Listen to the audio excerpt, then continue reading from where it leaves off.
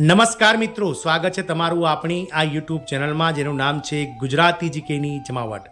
તો હોળીના પાવન અવસર પર મિત્રો આ રાજ્ય સરકાર દ્વારા રાજ્યના અલગ અલગ વિભાગો, બોર્ડ, કોર્પોરેશન, નિગમો વગેરેમાં અને રાજ્ય સરકાર હસ્તક જે સ્વાયત્ત સંસ્થાઓમાં કામ કરતા આઉટસોર્સિંગ અને કોન્ટ્રાક્ટ કામદારો કે જેઓનું સંખ્યાબળ 7 લાખ કરતાં વધારે છે તેમના માટે ખૂબ જ સારા સમાચાર બહાર પાડ્યા છે મિત્રો। હોળીના પાવન તહેવાર દરમિયાન આ રાજ્ય સરકારે આ 7 લાખ કરતાં વધારે આઉટસોર્સિંગ કોન્ટ્રાક્ટ કર્મચારીઓને સમયસર પગાર સાથે જ મિત્રો જરૂરી જે રજાઓ પ્રમાણે માસિક જે જોતી હોય તે પ્રમાણે સીએલ, મેડિકલ અને પગાર સ્તર જે છે તે મિત્રો વધારો આ તમામ બાબતને લઈ અને મિત્રો અતિ મહત્વની જાહેરાત કરી છે। જાણીએ વિડીયોમાં વિગતવાર કે દેશની કઈ રાજ્ય સરકાર પોતાના આઉટસોર્સિંગ કર્મચારીઓ અને કોન્ટ્રાક્ટ કર્મચારીઓ પર મહેરબાન થઈ છે અને રાજ્યના 7 લાખ જેટલા આઉટસોર્સિંગ કામદારો અને કોન્ટ્રાક્ટ કર્મચારીઓ માટે સમયસર સીએલ, મેડિકલ અને પગાર જે છે તે વધારો સરકાર દ્વારા જાહેર કરવામાં આવશે તેવી જાહેરાત કરી છે। તેને લઈને આજે વિડીયોમાં વિગતવાર ચર્ચા કરીએ તો વિડીયોના અંત સુધી આપ બન્યા રહો।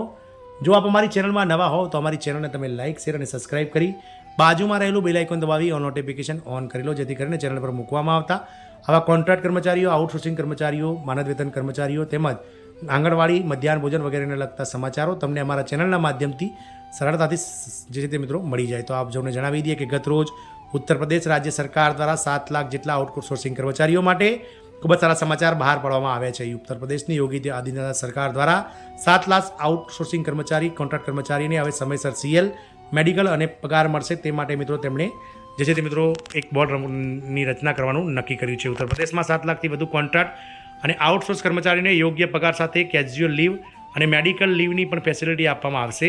સાથે જ મિત્રો તેમને ઈએસઆઈસી એટલે કે વીમાની સુવિધાઓ પણ મળશે। યુપી આઉટસોર્સિંગ સર્વિસ કોર્પોરેશનની રચના પછી વિભાગોમાં કર્મચારીઓ અને એજન્સી વચ્ચે કેન્દ્રીય દેખરેખ અને ચૂકવણી પ્રણાલી સુનિશ્ચિત કરવામાં આવશે। સરકાર કરાર આધારિત કર્મચારીઓને પગાર અને સુવિધાઓ આપશે। યુપી આઉટસોર્સ સર્વિસ કોર્પોરેશનની રચના કરવામાં આવશે। કર્મચારીઓની નિમણૂકમાં વિવિધ મુદ્દાઓ ધ્યાને લેવામાં આવશે। લખનઉમાં વાત કરીએ તો સરકાર યુપીમાં 7 લાખથી વધુ કોન્ટ્રાક્ટ અને આઉટસોર્સ કર્મચારીઓને યોગ્ય પગારની સાથે કેઝ્યુઅલ લીવ, મેડિકલ લીવ અને વીમા જેવા લાભો આપશે। સરકાર દ્વારા રચવામાં આવેલી યુપી આઉટસોર્સ સર્વિસ કોર્પોરેશનના પ્રસ્તાવિત ડ્રાફ્ટમાં આ બધાને સમાવેશ કરવામાં આવ્યો છે। બજેટમાં કોર્પોરેશનની મૂળભૂત સુવિધાઓ માટે ભંડોળની જોગવાઈ કર્યા પછી તેમની રચનાની પ્રક્રિયા ઝડપી બનાવવામાં આવી છે। વિવિધ વિભાગોને આઉટસોર્સ કામદારો પૂરા પાડતી એજન્સીઓ સામે કર્મચારીઓને સમયસર પગાર અને રજા ન ચૂકવવા અને કર્મચારી ભવિષ્ય નિધિ ઈપીએફમાં કાપ મૂક્યા પછી પણ મનસ્વી રીતે વર્તવા વગેરેની ફરિયાદો વારંવાર ઉઠી છે। આ સમસ્યાઓના ઉકેલ અને કર્મચારીઓના હિતોનું રક્ષણ કરવા માટે સીએમ યોગી આદિત્યનાથે યુપી આઉટસોર્સ સર્વિસ કોર્પોરેશનની રચના કરવાની સૂચના આપી હતી। સચિવાલય વહીવટી વિભાગ કોર્પોરેશનના નિયમો અને કાયદાઓનો ડ્રાફ્ટ તૈયાર કરી રહ્યું છે। હવેથી લાયકાત મુજબ પગાર આપવામાં આવશે। નિગમના ડ્રાફ્ટ મુજબ વિવિધ શ્રેણીની પોસ્ટ માટે કુલ 16,000થી લઈને 25,000 રૂપિયા સુધીનો માસિક વેતન ચૂકવવામાં આવશે। Project officer, senior assistant, junior assistant અને વર્ગ 4ની જગ્યાઓ માટે શૈક્ષણિક લાયકાત અને કામના પ્રકાર અનુસાર પગાર રહેશે। મહિનાની 1લી તારીખે ખાતામાં પગાર જમા થાય તેની પણ ખાતરી કરવામાં આવશે।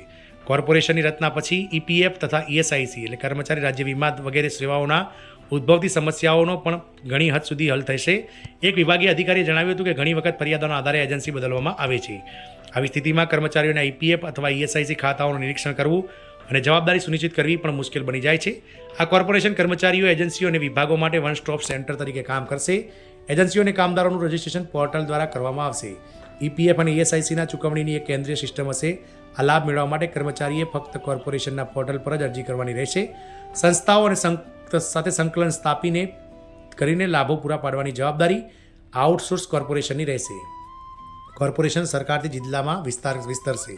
સારી કામગીરીને પરિણામો માટે સરકાર તરફથી જિલ્લાઓમાં આઉટસોર્સિંગ કોર્પોરેશનનો વિસ્તાર કરવાનો પ્રસ્તાવ છે। મુખ્ય સચિવના અધ્યક્ષ પદ હેઠળ એક બોર્ડ ઓફ ડિરેક્ટરની રચના કરવામાં આવશે। તેઓ નીતિઓ, બજેટ ઘડતર, નાણાકીય મંજૂરીઓ વગેરે માટે જવાબદાર રહેશે।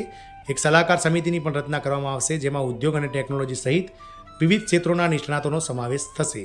કમિશનરના નેતૃત્વ હેઠળ વિભાગીય સ્તરની સમિતિની રચના કરવામાં આવશે અને ડીએમના નેતૃત્વ હેઠળ જિલ્લા સ્તરની સમિતિની રચના કરવામાં આવશે।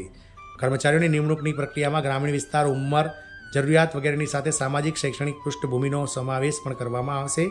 આમ યુપીમાં મિત્રો 7 લાખ આઉટસોર્સ અને કોન્ટ્રાક્ટ કર્મચારીઓ માટે ખૂબ સારા સમાચાર છે કારણ કે આ જે નેક્સ્ટ નાણાકીય વર્ષ આવે છે, વર્ષ 2025-26નું 1 એપ્રિલથી શરૂ થાય છે તે પહેલાં હવે કર્મચારીઓને સમયસર સીએલ, મેડિકલ અને પગાર જે છે તે સરકાર દ્વારા આપી દેવામાં આવશે અને તેના માટે ઉત્તર પ્રદેશ સરકાર દ્વારા ઉત્તર પ્રદેશ આઉટસોર્સ કોર્પોરેશનની પણ નિમણૂક કરવામાં આવી છે। આ કોર્પોરેશન આ તમામ બાબતોને લઈ અને દેખરેખ રાખશે અને કર્મચારીઓને જે છે તે મિત્રો સમયસર પગાર મળશે મળે છે, સીએલ સમયસર મળે છે, મેડિકલ લાભો મળે છે કે નહીં તેની ખાતરી પણ કરશે. જય હિન્દ, અસ્તુ.